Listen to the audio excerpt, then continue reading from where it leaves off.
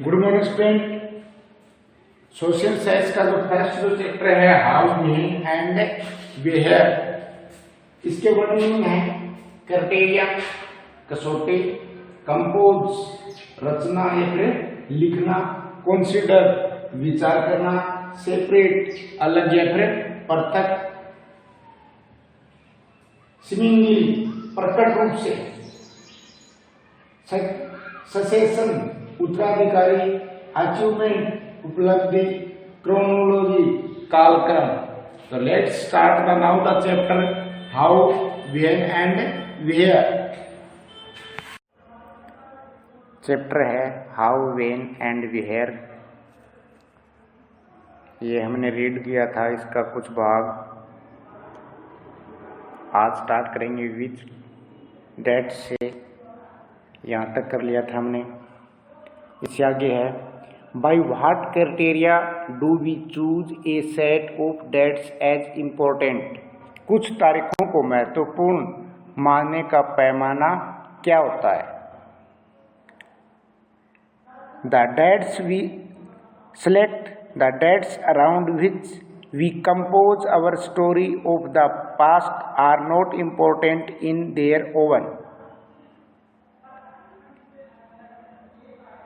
हम जो तारीखें चुनते हैं, the dates we select, select का मतलब क्या होता है चुनना। द डेट्स अराउंड यानी कि चारों ओर या फिर इर्द गिर्द, अराउंड का मतलब क्या होता है चारों ओर या फिर इर्द गिर्द। विच वी कंपोज, कंपोज का मतलब क्या होता है रचना करना या फिर लिखना या फिर बुनना या फिर बनाना। आवर स्टोरी हमारी कहानी, the past we are not important and their own. हम जो तारीखें चुनते हैं, जिन तारीखों के इर्द गिर्द हम अतीत की कहानी बुनते हैं या फिर उस कहानी की रचना करते हैं, वे अपने आप में महत्वपूर्ण इम्पोर्टेंस नहीं होती हैं। They become vital because we focus on a particular set of events as important. वे इसलिए महत्वपूर्ण हो जाते हैं क्योंकि हम कुछ खास घटनाओं को महत्वपूर्ण मानकर चलने लगते हैं। इवेंट्स, इवेंट्स का मतलब क्या होता है घटना, क्या होता है घटना। If our focus of study changes, if we begin to look at new issues, a new set of dates will appear significant। अगर हम अध्ययन का विषय बदल जाता है, अगर अध्ययन का विषय बदल जाता है, स्टडी यानी कि अध्ययन करना, चेंज यानी कि बदल जाना। यदि अगर अध्ययन का विषय बदल जाता है, अगर हम नए मुद्दों पर ध्यान देने लगते हैं, तो महत्वपूर्ण तारीखें भी क्या हो जाती हैं चेंज हो जाती हैं या फिर बदल जाती हैं। कंसीडर एन एग्जाम्पल, कंसीडर यानी कि विचार करना। कंसीडर एन एग्जाम्पल, एक उदाहरण पर विचार कीजिए कि in the stories written by British historian in India the rule of each governor general was important. भारत में ब्रिटिश इतिहासकारों ने जो इतिहास लिखे, उनमें हर एक गवर्नर जनरल का शासनकाल महत्वपूर्ण है, इम्पोर्टेंट है। These stories began with the rule of this first governor general Warren Hastings and ended with the last viceroy Lord Mountbatten.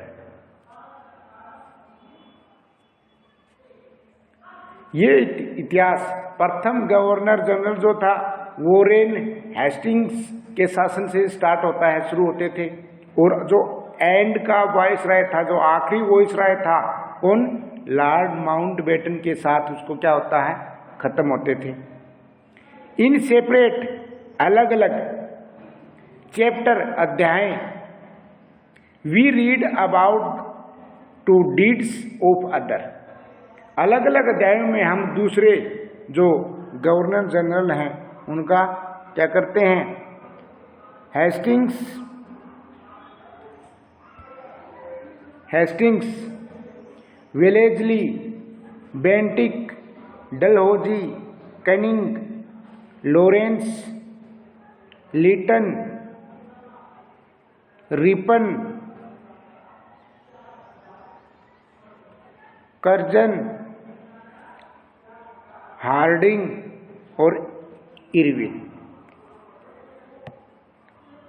अलग अलग अध्याय में हम दूसरे गवर्नर जनरल जैसे हेस्टिंग्स है, वेलेजली है, बेंटिंग है, डलहौजी है, कैनिंग है, लॉरेंस है, लीटन है, रिपन, कर्जन, हार्डिंग, इरविन के बारे में रीड करते हैं, पढ़ते हैं।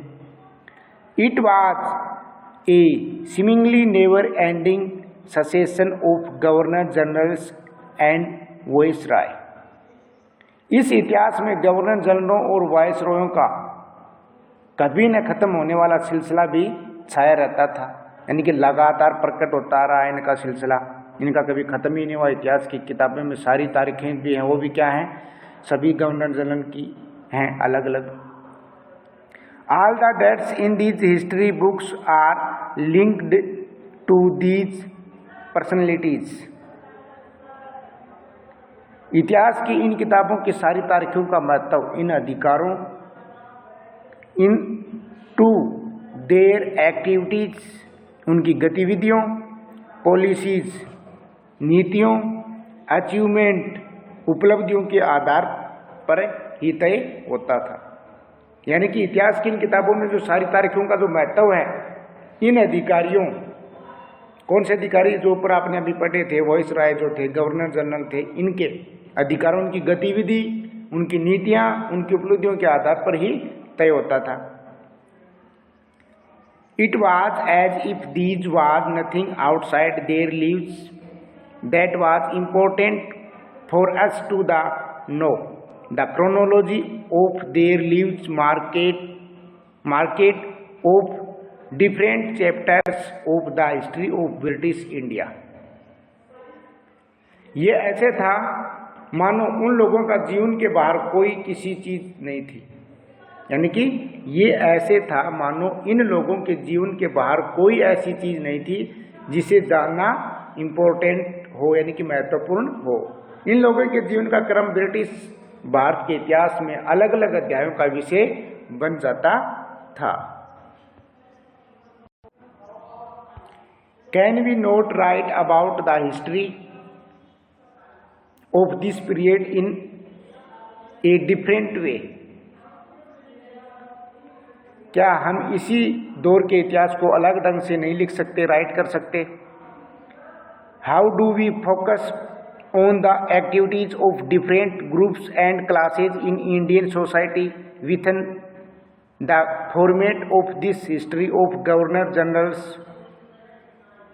गवर्नर जनरलों के इस इतिहास के चौकटे में हम भारतीय समाज के विभिन्न समूहों, यानी कि ग्रुप्स एंड वर्गों की जो एक्टिविटीज हैं, गतिविधियों पर किस तरह ध्यान दे सकते हैं? When we write history or a story, we divide it into chapters. जब हम इतिहास या कोई कहानी लिखते हैं तो उसे टुकड़ों या अध्यायों में क्या करते हैं, डिवाइड कर देते हैं, बांट देते हैं। Why do we do this? हम ऐसा क्यों करते हैं? क्यों करते हैं? It is to give each chapter some coherence. ऐसा इसलिए किया जाता ताकि हर अध्याय में कुछ सामंजस्य रहे। कोहेरेंस यानी कि सामंजस्य। It is to tell a story in a way that makes some sense and can be followed. इसका मकसद कहानी को इस तरह सामने लाना होता है कि उसे आसानी से समझा जा सके और याद रखा जा सके। In the process, we focus only on those events that help us to give shape to the story we are telling. इस प्रक्रिया में हम सिर्फ उन इवेंट्स पर फोकस करते हैं, उन घटनाओं पर जोर देते हैं जो उस स्टोरी को पेश करने में क्या करते हैं, हेल्पफुल होते हैं, मददगार होते हैं।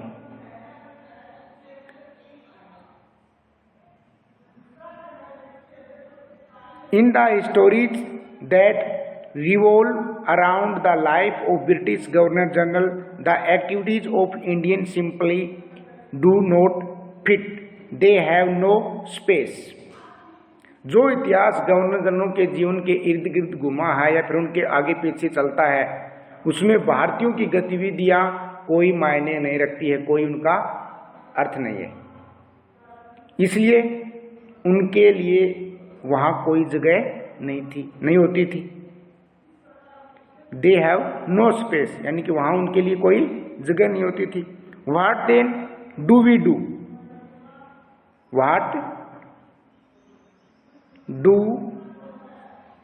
What then do we do? तो फिर क्या किया जाए? क्लियरली, जाहिर है, we need another format for our history. हमें अपने इतिहास का एक अलग खाका बनाना पड़ेगा। क्या करना पड़ेगा? एक अलग खाका बनाना पड़ेगा। This would means that the old dates will no longer have the significance they earlier had। इसका मतलब ये है कि जब हम जिन तिथियों को महत्व दिया जा रहा है वे महत्वपूर्ण रहेंगी। A new set of dates will become more important for us to now।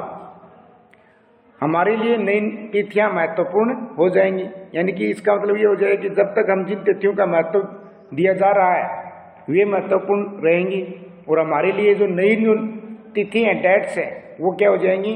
महत्वपूर्ण हो जाएंगी।